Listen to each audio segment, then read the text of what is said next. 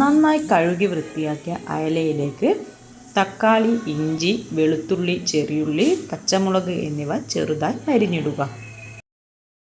ഇനി ആവശ്യത്തിന് മുളക് പൊടി, മഞ്ഞൾപ്പൊടി, ഉപ്പ്, ഫിഷ് മസാല എന്നിവ ചേർത്ത് നന്നായി ഒന്ന് പെരക്കിയെടുക്കുക. ഇനി ആവശ്യത്തിന് പുളിയുടെ വെള്ളവും ഒഴിച്ച് ചെറിയ തീയിൽ വെക്കുക. നമ്മുടെ മീൻ കറി നന്നായി തിളച്ച് തുടങ്ങിയിട്ടുണ്ട്.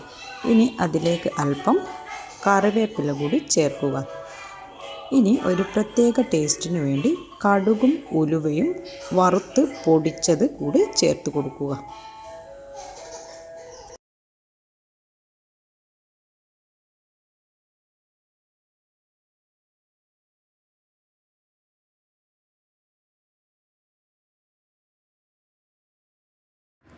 ഇതിപ്പോൾ നന്നായി മീനൊക്കെ വെന്ത് വന്നിട്ടുണ്ട്.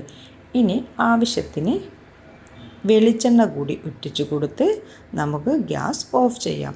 അടിപൊളി ടേസ്റ്റിൽ അയലക്കറി റെഡി.